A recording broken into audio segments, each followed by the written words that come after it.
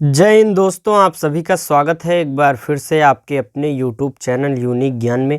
आज हम BA 5th semester भूगोल पेपर सेकंड का चैप्टर 5 देखेंगे, जिसमें हमें पढ़ना है सुदूर संवेदन के अनुप्रयोगों के बारे में। इसके पहले के 4 चैप्टर्स हमने बहुत ही अच्छे तरीके से कर लिए हैं। अगर आपने न देखे हों तो आपको प्लेलिस्ट की लिंक डिस्क्रिप्शन बॉक्स में मिल जाएगी, या फिर आप चैनल पर विजिट कीजिए, आपको प्लेलिस्ट मिलेगी BA 5th semester geography paper second classes, आप वहां से देख सकते हैं। आपको पेपर फर्स्ट की क्लासेस देखनी है तो वह भी आपको आपके चैनल पर मिल जाएगी। तो चलिए देखते हैं सुदूर संवेदन के अनुप्रयोगों के बारे में। अगर आप चैनल पर नए हैं तो चैनल को सब्सक्राइब कर लीजिए, जिससे जो सिलेबस आपका कंप्लीट कराया जाए सभी वीडियोस आपको प्राप्त हो जाएं, और टेलीग्राम चैनल ज्वाइन कीजिए, जिससे आपको सभी क्लासेस की नोट्स प्राप्त हो सकें। क्योंकि जो भी क्लासेस कराई जाती हैं आपको नोट्स प्राप्त करा दिया जाता है, जिससे आपको आसानी हो रिवीजन करने में, या फिर अपना हैंड रिटन नोट्स बनाना चाहते हैं तो आप उससे बना सकते हैं। सबसे पहले हम देखेंगे भूमि उपयोग व भूमि कवर मानचित्रों का महत्व क्या होता है उसके बारे में। भूमि उपयोग और भूमि आवरण शब्द अक्सर एक दूसरे के स्थान पर उपयोग किए जाते हैं। जो भूमि उपयोग है और जो भूमि आवरण शब्द दोनों अलग अलग शब्द हैं, इन दोनों को एक दूसरे के स्थान पर प्रयोग किया जाता है, लेकिन प्रत्येक शब्द का अपना एक अनूठा अर्थ होता है। भूमि आवरण से तात्पर्य है कि जमीन पर सतह के आवरण जैसे वनस्पति, शहरी बुनियादी ढांचे, पानी, खुली मिट्टी आदि से है। जो भूमि का आवरण एक प्रकार से आवरण का कार्य करती है। भूमि आवरण की पहचान की विषयगत मानचित्र और परिवर्तन का पता लगाने के विश्लेषण जैसी गतिविधियों के लिए आधारभूत जानकारी स्थापित करती है। भूमि उपयोग उस उद्देश्य को संदर्भित करता है जो भूमि कार्य करती है, जैसे कि मनोरंजन, वन्य जीव आवास या कृषि। इन सभी के बारे में जो भूमि उपयोग के बारे में वह बताती है। भूमि आवरण पृथ्वी की सतह पर भौतिक सामग्री है। भूमि उपयोग इस बात का विवरण है कि लोग सामाजिक आर्थिक गतिविधियों के लिए भूमि का उपयोग किस प्रकार से करते हैं। एक प्रकार से भूमि उपयोग जो किस प्रकार से सामाजिक आर्थिक जो गतिविधि इस पर हो रही है, भूमि का उसमें किस प्रकार से प्रयोग लोग कर रहे हैं, इसके बारे में ही बताया जाता है भूमि उपयोग के अंतर्गत। आगे देखेंगे हम भूमि उपयोग एवं भूमि का आवरण की जो महत्व हमने देखा, अब हम देखेंगे उसकी आवश्यकता क्या है। आखिर किसी समाज का विकास जो है वह पूरी तरह से उसके सामाजिक और आर्थिक विकास पर निर्भर होता है। कोई भी समाज कब विकसित होता है, इससे पहले हमने आपको बताया हुआ है। पेपर फर्स्ट में आपके है सतत विकास, वो बहुत ही अच्छे से हमने समझाया हुआ है। अगर आपने नहीं देखा है तो वो आप वहाँ से देख सकते हैं, प्लेलिस्ट आपको मिल जाएगी। जो किसी भी समाज का विकास जो होता है वह कैसे पता चलता है, जैसे कि सामाजिक और आर्थिक विकास जब हो जाता है उसी पर निर्भर होता है एक प्रकार से समाज का विकास। यही कारण है कि सामाजिक आर्थिक सर्वेक्षण किए जाते हैं। इस प्रकार के सर्वेक्षण में स्थानिक और गैर स्थानिक दोनों डेटा सेट शामिल हैं। भूमि उपयोग एवं भूमि आवरण मानचित्र स्थानीय, क्षेत्रीय और राष्ट्रीय स्तरों पर कार्यक्रमों की योजना, प्रबंधन और निगरानी में महत्वपूर्ण और प्रमुख भूमिका निभाते हैं। इस प्रकार की जानकारी एक और भूमि उपयोग के पहलुओं की बेहतर समझ प्रदान करती है, और दूसरी ओर यह विकास योजना के लिए आवश्यक नीतियों और कार्यक्रमों के निर्माण में महत्वपूर्ण भूमिका निभाती है। सतत विकास सुनिश्चित करने के लिए भूमि उपयोग भूमि कवर की चल रही प्रक्रिया की निगरानी करना एक प्रकार से आवश्यक होता है।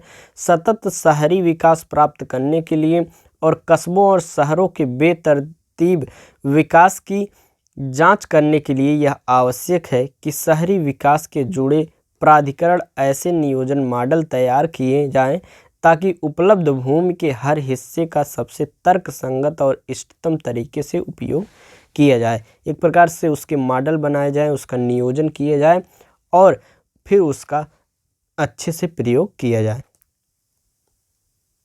आगे हम देखेंगे इसके लिए क्षेत्र के वर्तमान और पिछले भूमि उपयोग, भूमि कवर की जानकारी की आवश्यकता होती है।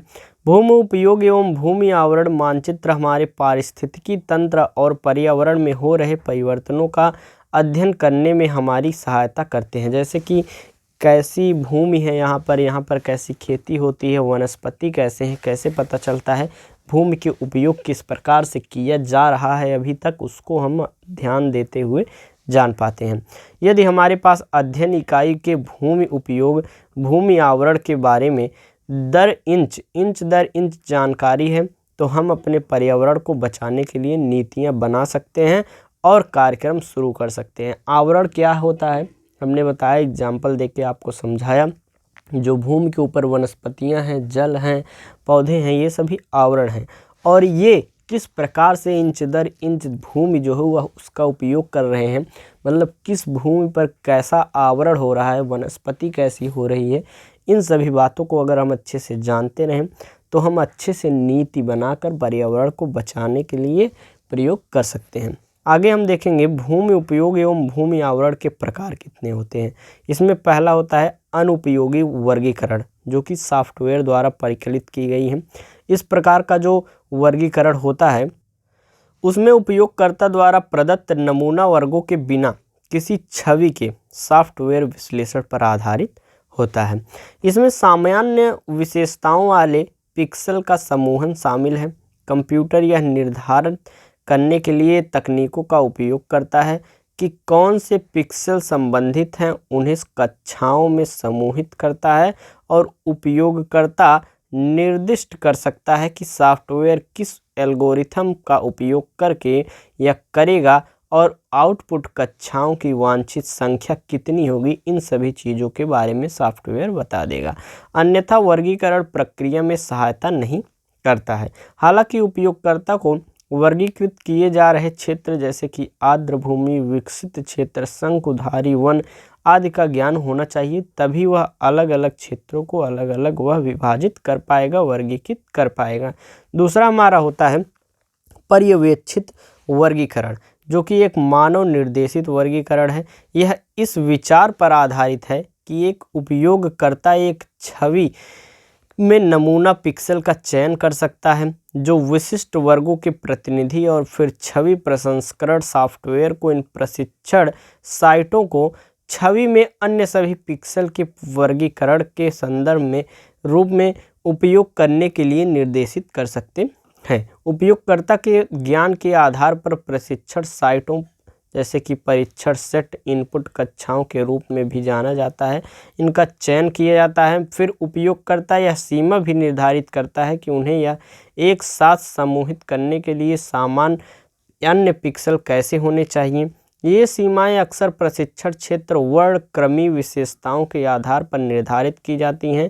प्लस या माइनस एक निश्चित वृद्धि अक्सर चमक या विशिष्ट वर्णक्रमीय बैंड में प्रतिबिंबित की ताकत के आधार पर किया जाता है। उपयोगकर्ता उन वर्गों की संख्या भी निर्दिष्ट करता है जिनमें छवि को वर्गीकृत किया जाता है। छवि विभाजन जो है वह छवि के सजातीय क्षेत्रों का विभाजन और पिकअप है। विभाजन के परिणाम में धूसर की संगति, सीमा की चौड़ाई एक प्रकार से कनेक्टिविटी पूरी होती है।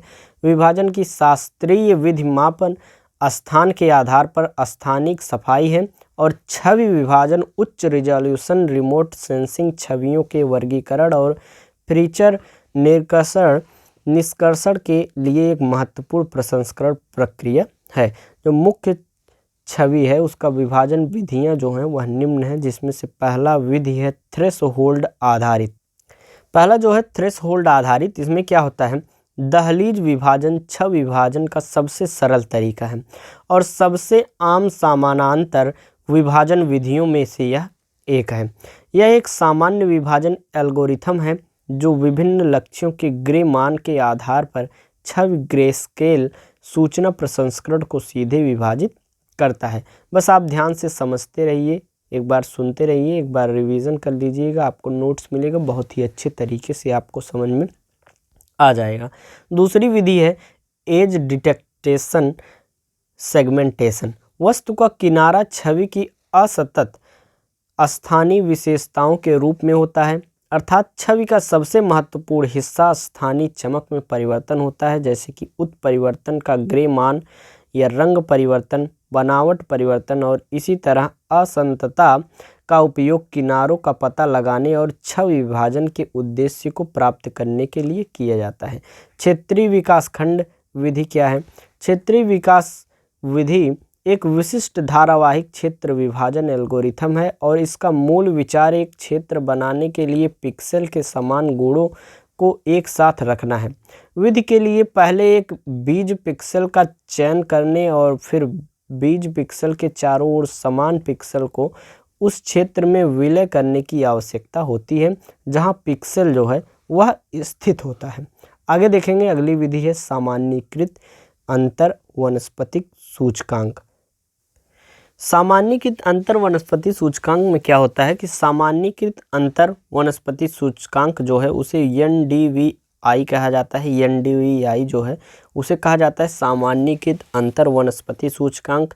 NIR+ जो है वह VIS पर नियर इंफ्रारेड और NIR परावर्तन माइनस रेड होता है, और रिफ्लेक्टिविटी जो होती है उसे VIS का अनुपात है। यह सबसे सामान्य सूचकांक है जिसे विश्लेषण सूचकांक या रिमोट सेंसिंग में उपयोग किया जाता है। इसका ये फार्मूला बनाया गया है NDVI ब्रैकेट में NIR VIS अपान NIR+ VIS। ये आपको ऊपर बताया गया कि NDVI क्या है, सामान्यीकृत अंतर वनस्पति सूचकांक है, और आपका NIR+ और VIMS जो है वह नियर इंफ्रारेड है। NIR परावर्तन माइनस रेड रिफ्लेक्टिविटी जो है VIS का अनुपात बताती है। इनका जब अनुपात लेके हम NDVI में मल्टीप्लाई करते हैं तो आगे हम देखेंगे।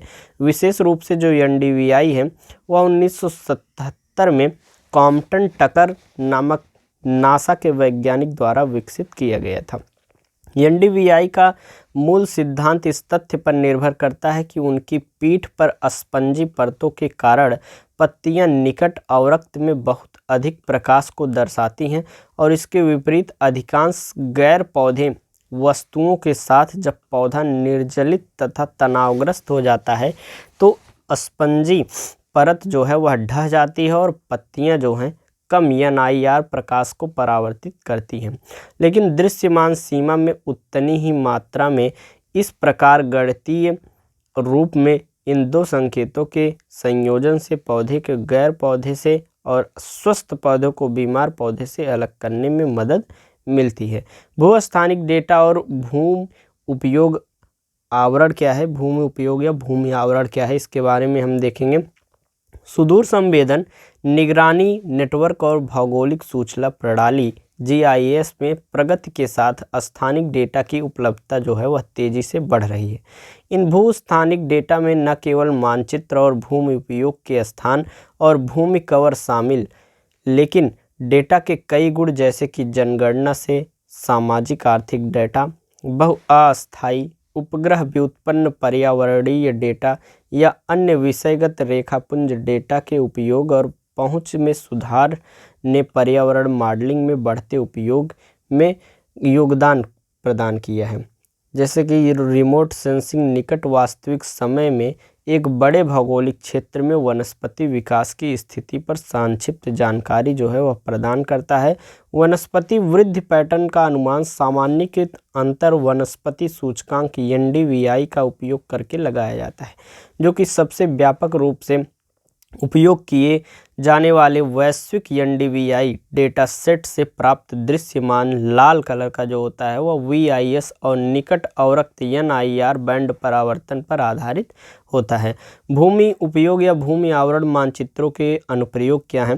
पहला है प्राकृतिक संसाधन प्रबंधन, दूसरा है वन्यजीव आवास संरक्षण, तीसरा है GIS इनपुट के लिए आधारित मानचित्रण, चौथा है नगरीय विस्तार या अतिक्रमण, पांचवा है भूकंपीय अन्वेषण संसाधन निष्कर्षण गतिविधियों के लिए नियमित और रसद योजना, छठा है आपका क्षति चित्रण, बवंडर, बाढ़, ज्वालामुखी, भूकंपीय या आग, 7वां है कर और संपत्ति मूल्यांकन के लिए कानूनी सीमाएं, और 8वां आपका है लक्ष्य का पता लगाना, लैंडिंग स्ट्रिप्स, सड़कों का समाशोधन, पुलों का, और भूमि जल इंटरफेस की पहचान करना। ये सभी भूमि उपयोग या भूमि आवरण के अनुप्रयोग हैं। इस प्रकार आपका चैप्टर यह समाप्त होता है।